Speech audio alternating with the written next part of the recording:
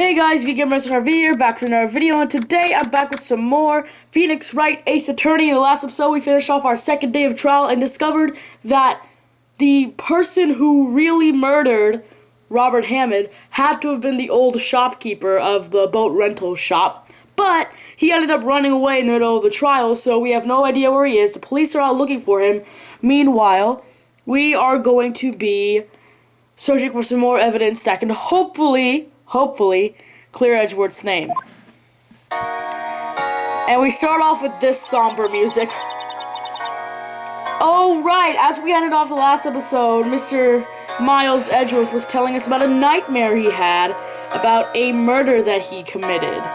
So, I think we're flashing back to that right now. Yeah. A memory of a crime I committed. A memory of murder. Do you really think Mr. Edgeworth killed? I don't believe it. Not Edgeworth. Some painful memory has been troubling him recently. But he'd never take someone's life. Never! Nick? Whoa! Yo! How's everyone doing? What do you think of my performance today? I had him swooning in the aisles, huh, Maya? Swooning? Me? Oh, yes, I do remember feeling faint. Sorry, my dad definitely just meant to text me okay, like the letters okay, but he texted PL instead. I have my phone right next to me. I'm so sorry, you guys. My dad just texted me PL instead of okay. Right on. Tell me the truth. It was like love at first sight, right? Right, Nick? Huh? Me? Well, maybe my heart skipped a beat or two. I think you could do better than that. Come on, I saved Edgeworth in there, dude. Edgy! You guys should be bowing before me. Yeah, bow before your hero. Oh, Larry, how I love you, and yet you... I love Larry. I truly, honestly love Larry. I'm gonna stop talking right there. But no, I love Larry. Let's talk about today's trial. Since we're already talking about it. Larry, you really helped out in the trial today. You did! If you weren't there, Larry, I'm sure Mr. Edgeworth would have been found guilty. But seriously, Nick, that boat shop caretaker guy is pretty suspicious. But Edgy ain't off the hook yet. Way to spoil the mood, Larry. Hey, I'm just a guy sitting in the audience, you know? But from where I was sitting, Edgy seemed pretty edgy. I mean, can you really know he's telling the truth about that night? Nick? I don't know. But what I do know is I'm going to believe in you two until the very end. Us two? Edgeworth and who else? You mean me, right? Nah, he means me, right, Nick? Yeah, you, Larry. Not me? But why you, Larry? Huh? Actually, yeah, why me, Nick? Enough with the silent treatment. Okay, let's talk about Edgeworth then. Nick, why do you trust Mr. Edgeworth so much? I mean, he's changed recently, true. But when we first met him, he was kind of a jerk, don't you think? You didn't know him back then. Back when he wanted to become a defense attorney. Wait, was that when you two were classmates? Yes, in grade school. They saved me. Miles and Larry. They saved me, and I'll never forget it. That's why I became a defense attorney, you know? What? Hey, Larry, what's he talking about? Huh? Oh, sorry, I kind of forgot. Okay, Nick, out with it. I'm going to hear this story today, and that's final. Okay. It's kind of a long story, so hang in there. It was the very end of 3rd grade. I was on trial. A class trial. A class trial? Okay, let's talk about the class trial. And we don't mean class trial as in Danganronpa class trial, because that is a whole different can of worms. No, this is just a normal class trial. No punishments, no death games or anything. You remember Larry? Spring, end of 3rd grade? A kid in our class got his lunch money stolen. Lunch money? Our school was really small. Every month, kids would bring an envelope with money for lunch from home. Huh, I see. Anyway, this kid's envelope disappeared, with $38 still inside. Oh, yeah, now that you mention it, I do remember that. I can see why you'd forget, though. You were out of school that day. Anyway, the envelope had been stolen during PE class. I was coming down with a cold, so I had skipped PE that day. I was the only one not in class. So, they thought you did it? Yeah. The kids in class, I said I should be put on trial. Trial? So the next day, we had a classroom trial, with me as a defendant. I didn't do it!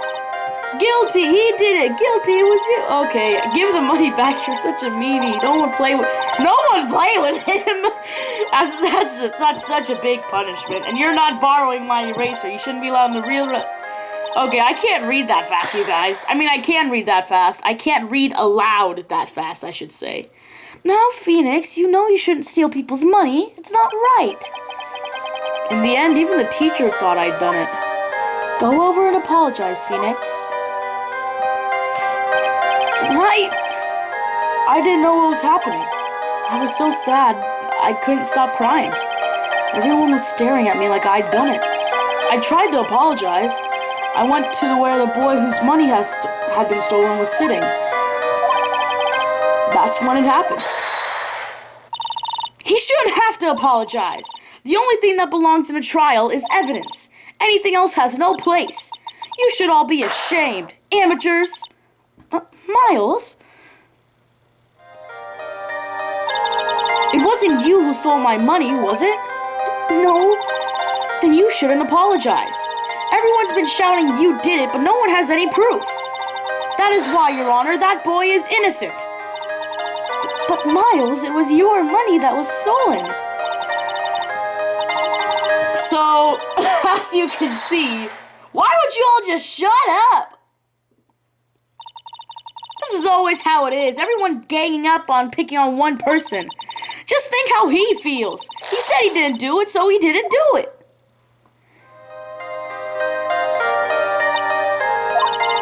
Very well. I will replace the money myself. This class trial is over. That's how it happened. After that, the three of us were best friends. Wow, I had no idea. Yeah, I had no idea either. I mean, I forgot. That's when I learned what it meant to be alone. Totally alone without a friend in the world. You did a good thing, Larry. Yeah, well, I was just lucky that I took the day off from school. If I had been there, they would have thought I'd done it. So I took it kind of personally, see? When something smells, it's usually the butts. But yeah, that one small incident in the middle of a third grade class is what inspired Nick to become a defense attorney, which is crazy to think about. Like, honestly, that is crazy to think about. But, you know, you get the inspiration from the smallest of things sometimes. Let's talk about after the class trial. Anyway, Edgeworth and I talked after that class trial. That's when I heard his father was a defense attorney. I remember his eyes would shine whenever he talked about his father. I'm going to become a defense attorney, just like my father. A famous defense attorney. Then, a few months later, he suddenly transferred to another school. The DL6 incident. Right. I'm not sure, but the transfer probably had something to do with his father's death. That's so sad. It was several years later when I heard Edgeworth's name again. There was an article about him in the newspaper. The headline was something like, "Dark Suspicions of a Demon Attorney." Fabricating evidence, manipulating testimonies, covering up facts.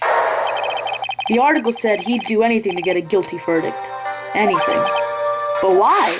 What happened? I mean, that's not the Edgy I used to know at all. That's what I thought, too. I tried to get in touch with him, I don't know how many times. He never replied. I guess he didn't want to see his old friends.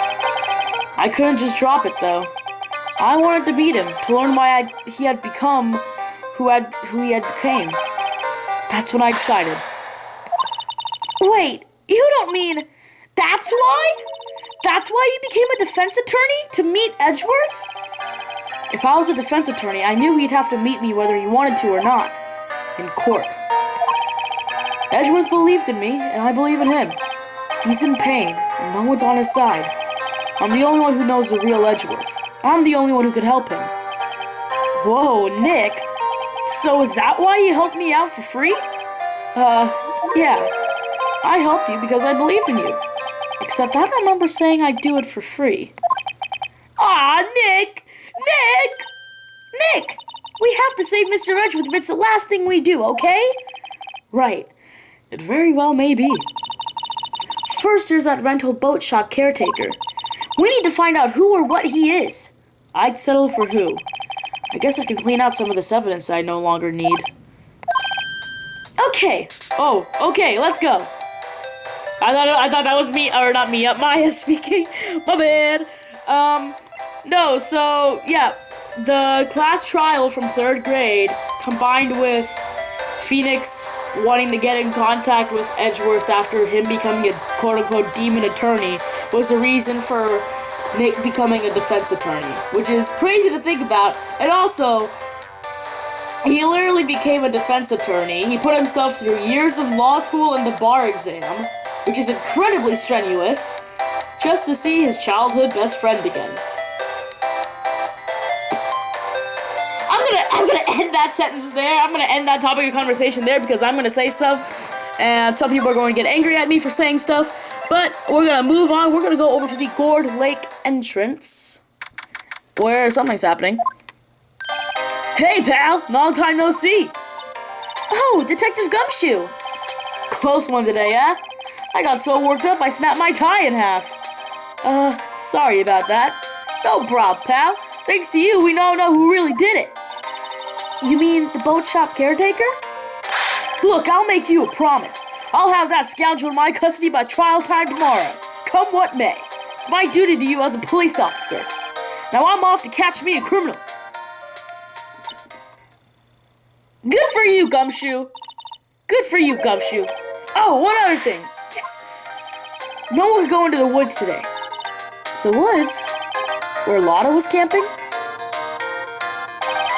The woods are off limits to camping, and apparently the park ranger found out. He got pretty mad. No one could go in for a while. I guess Lotta's in a lot of trouble. Anyway, I'll be seeing you tomorrow. Man, Gumshoe's awesome. Gumshoe's one of the best detectives across the Ace Attorney franchise, in my opinion. Like, Gumshoe's awesome. Also, his loyalty to Edgeworth is also just really admirable. Moving on, we need to go over to the... Oh. Here, I guess. Huh? The steel eyesore? The steel... eyesore? Looks like the hot dog stand is closed, too. I guess Larry's too busy worrying about Mr. Edgeworth to show up for work. Yeah, I was gonna say, Larry's over at our office right now. I don't think he's gonna be here for work. Let's go over to the boat rental shop since we can't go over to the woods anymore. That old caretaker got away. Yup. I never imagined he might be the real murderer. Ahem. I'd know that clearing of the throat anywhere. Ah, hello. Why you be doing here? Out for a walk, hmm? Ah, the days of my youth. Like the scent of fresh lemon, you see? Mr. Grossberg, this is no time for idle reminiscing.